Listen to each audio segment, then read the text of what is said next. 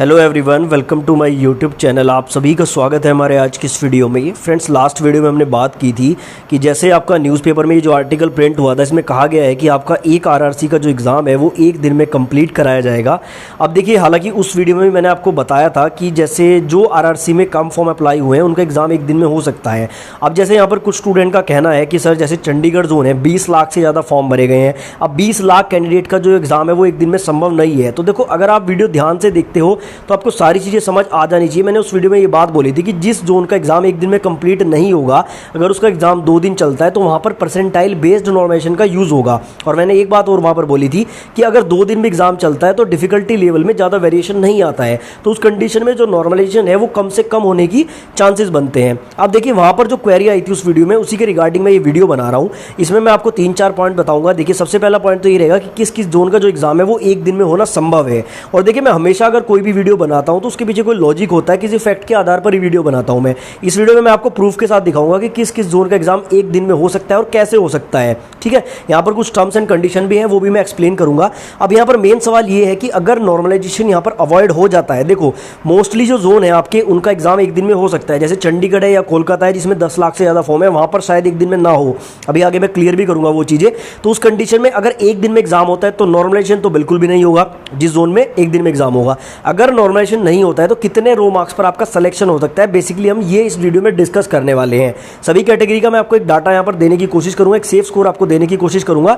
NTPC का जो data हमारे पास है लेवल 6 का, उसके अकॉर्डिंग मैं आपको थोड़ा सा चीजों को क्लैरिफाई करने की कोशिश करूंगा। ठीक है, तो वीडियो आपको लास्ट तक देखना, सारी जानकारी आपको इस वीडियो में मिल जाएगी। और यार, चैनल को अभी तक सब्सक्राइब नहीं किया तो चैनल को सब्सक्राइब कर लो। फ्रेंड्स, वीडियो में आगे बढ़ने से पहले मैं आपको सनराइज टेस्ट के बारे में बताना चाहूंगा। देखो, अगर आप किसी कंपनी की टेस्ट लगा चुके हो और आप वेरिएशन देखना चाहते हो तो यहाँ पर सनराइज के टेस्ट आप लगा सकते हो। यहाँ पर सबसे बड़ी बात क्या है कि यहाँ पर टेस्ट आपको बहुत सस्ते में मिलते हैं। देखिए, इनकी वेबसाइट और इनकी जो ऐप का लिंक है वो मैं डिस्क्रिप्शन में दूंगा। आप इनके पोर्टल पर अगर देख सकते हैं, 2 लाख से ज़्यादा यूज़र हैं, 46 लाख से ज़्यादा क्वेश्चन अटैम्प्ट हो चुके हैं और 1630 से ज़्यादा एग्जाम्स के मॉक टेस्ट यहाँ पर अवेलेबल हैं। अगर मैं सिंपल यहाँ पर ग्रुप डी की बात करता हूँ, ग्रुप डी वाले सेक्शन में आप क्लिक करते हैं, 73 आपको टेस्ट मिलते हैं ग्रुप डी के लिए। सबसे पहले आपको फ्री वाला टेस्ट लगाना है, क्वालिटी को चेक करना है। मैं कभी भी आपको प्रेशराइज नहीं करता हूँ। सबसे पहले क्वालिटी आपको चेक करनी है। अगर क्वालिटी आपको अच्छी लगे तो बाकी के 73 टेस्ट अनलॉक करने के लिए आपको यहाँ पर एक अमाउंट पे करना होगा। वो अमाउंट क्या है मैं आपको बता देता हूँ। यहाँ पर 30 डेज का जो एक्सेस है वो आपको मात्र 99 में मिल रहा है। वैसे ये 200 रुपये का यानी कि 198 का, लेकिन 50% का ऑफ अभी इस पर चल रहा है। लिमिटेड टाइम ऑफर है, 1-2 दिन में बंद हो सकता है। तो आप 99 रुपीज़ में ये 30 दिन का एक्सेस ले सकते हैं। 73 टेस्ट आपको ग्रुप डी के मिल जाएंगे। साथ ही आप लोग यहाँ पर एक कोड यूज कर सकते हैं, TIWARI10, तिवारी 10 कोड का यूज आपको करना है। आपको डिस्काउंट मिल जाएगा, लिंक डिस्क्रिप्शन में, जाके चेकआउट जरूर करें। तो फ्रेंड्स, वापस आते हैं अपने टॉपिक पर। देखो, हमारा जो टॉपिक है उसमें एक यहाँ पर सबसे पहली कंडीशन ये है कि आपका जो ग्रुप डी का एग्जाम है वो टीसीएस अगर ले रहा है तो ये सारी चीजें यहाँ पर पॉसिबल है। और देखो, इस बार जो मैक्सिमम पॉसिबिलिटी है वो टीसीएस की है।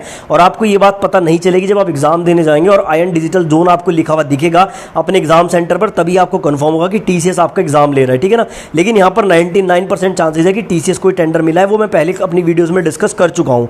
अब यहाँ पर ये मैं आपको दिखा रहा हूँ। देखिए, 23 जुलाई 2016 का ये गूगल आप कर सकते हैं। इसमें आपको टीसीएस की कैपेसिटी पता लग जाएगी। टीसीएस की कैपेसिटी 2016 में कितनी थी, यहाँ पर साफ साफ लिखा हुआ है, today around 2 lakh candidate on a single shift across the country can take up exam through TCS iON platform. देखो, अगर मैं टीसीएस के आयन डिजिटल जोन की बात करूं, यानी कि जो टीसीएस के खुद के सेंटर्स हैं, खुद की लैब्स हैं, तो उसमें ये लोग क्या कर सकते हैं। देखिए, 2016 का डाटा है, 2 लाख कैंडिडेट का एग्जाम एक शिफ्ट में ले सकते हैं। अब देखिए, अभी चल रहा है आपका 2022, यानी कि इनके खुद के जो स्लैब्स हैं, खुद के जो सेंटर्स हैं वो भी इंक्रीज हुए होंगे।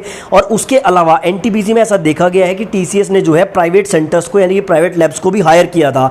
अब इसके अकॉर्डिंग आप अंदाजा लगा लीजिए, 2 लाख तो यहाँ पर 2016 का ही डाटा है। अगर मैं इनकी अभी पर्सनल लैब्स की बात करूं तो मैंने इनकी वेबसाइट पर चेक किया था, 2,80,000 का इनका फिलहाल कैपेसिटी है एक दिन में एक शिफ्ट में एग्जाम लेने की। साथ में ये क्या करते हैं, प्राइवेट लैब्स को बुक करते हैं, जैसे इन्होंने एनटीपीसी में किया है। अगर मान लेते हैं कि इसमें 20,000 ऐड करते हैं, देखिए 3 लाख कैंडिडेट का एग्जाम एक शिफ्ट में ये लोग बहुत आसानी से ले सकते हैं। और ये मैं मिनिमम बता रहा हूं, इससे थोड़ा बहुत ज्यादा ही होगा, 3-3.25 लाख के करीब ये लोग आसानी से ले सकते हैं। अब मैं आपको ये क्यों बता रहा हूं, देखिए मैं इसलिए बता रहा हूं, यहां से आपको पता लगेगा कि किस जोन का एग्जाम जो है एक दिन में लिया जा सकता है। देखो, ये वाला जो डाटा है ये थोड़ा सा जो है एग्जैक्ट नहीं है, लेकिन यहाँ पर इसी के आसपास फॉर्म भरेंगे। जैसे यहाँ पर न्यू दिल्ली का 17 लाख लिखा हुआ है, लेकिन ये 22 लाख के राउंड है। मैंने आपको आरटीआई रिप्लाई में भी दिखाया था। बाकी अगर आप एग्जैक्ट डाटा देखना चाहते हैं तो मेरे चैनल की प्लेलिस्ट में आपको कट ऑफ वाले वीडियोस मिलेंगे, वहां पर एग्जैक्ट डाटा भी पड़ा हुआ है। अब देखो, यहाँ पर अगर मैं बात करूं, जैसे आपका ये है वेस्टर्न रेलवे मुंबई, यहाँ पर फॉर्म भरेंगे लगभग 9.2 लाख। ठीक है ना, ये 8 लाख के समथिंग है। जैसा मैंने बताया, मैं आपको अप्रॉक्स करके बता रहा हूँ, एग्जैक्ट डाटा आपको मेरी कट ऑफ वाली वीडियोस में मिलेगा।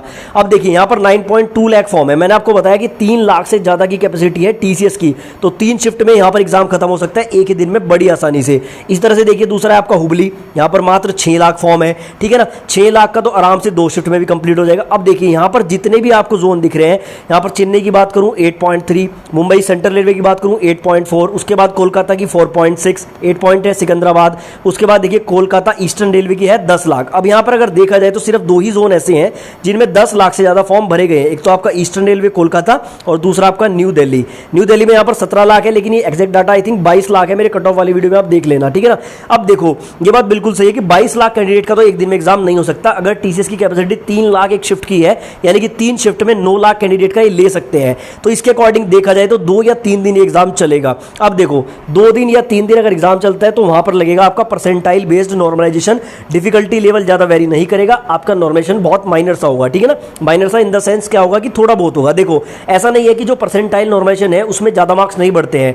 मैंने यहाँ पर एक पीडीएफ देखा था एक यूनिवर्सिटी का, वहां पर परसेंटाइल बेस्ड नॉर्मलाइजेशन हुआ था, बहुत ज्यादा वेरिएशन भी था, लेकिन अगर 3 ही दिन एग्जाम चलता है तो ज्यादा वेरिएशन आने की उम्मीद नहीं रहती है। तो यहाँ पर आपको क्या पता चला, यहाँ पर आपको पता चलेगा न्यू दिल्ली और ईस्टर्न रेलवे कोलकाता को छोड़कर बाकी सभी आरआरसी का जो एग्जाम है वो एक दिन में कंप्लीट कराया जा सकता है, ठीक है, जैसा आपको न्यूज़पेपर की कटिंग में बताया गया था। उसके बाद हमारा सेकंड पॉइंट ये आता है कि अगर एक एक दिन में एग्जाम कंप्लीट होता है तो कितना कट ऑफ रह सकता है। देखो सबसे पहले एनटीपीसी का डाटा देख लो, लेवल 6 का आउट ऑफ 120 यहाँ पर कितना कट ऑफ रहा था। एक चीज मैं आपको हमेशा बोलता हूँ यार, देखो कोई भी कट ऑफ को जो है ना एग्जैक्ट एनालाइज नहीं कर सकता है। जैसे मैंने अपने कट ऑफ के वीडियोस बनाए हैं पुराने वाले, जितने भी मेरी प्लेलिस्ट में है, वो सारे पुराने डाटा को देखते हुए, परसीड कॉम्पिटिशन को देखते हुए एक सेफ स्कोर निकालने की कोशिश की गई है, लेकिन वो भी एग्जैक्ट नहीं होता है। मैंने अपनी हर वीडियो में ये बात बोली है कि कोई भी डाटा एग्जैक्ट नहीं बता सकता है। तो देखो यहाँ पर एनटीपीसी का लेवल 6 का डाटा है। अब वेरिएशन अगर आप देखोगे ना तो आपको खुद आइडिया लग जाएगा कि कोई भी यूट्यूबर, कोई भी टीचर आपको डाटा नहीं बता सकता है। यहाँ पर देखिए पटना का सबसे ज्यादा कट ऑफ गया था 82। अगर मैं मिनिमम की बात करूं तो देखो 35 नंबर पर भी सिलेक्शन हुआ है एसटी कैटेगरी में,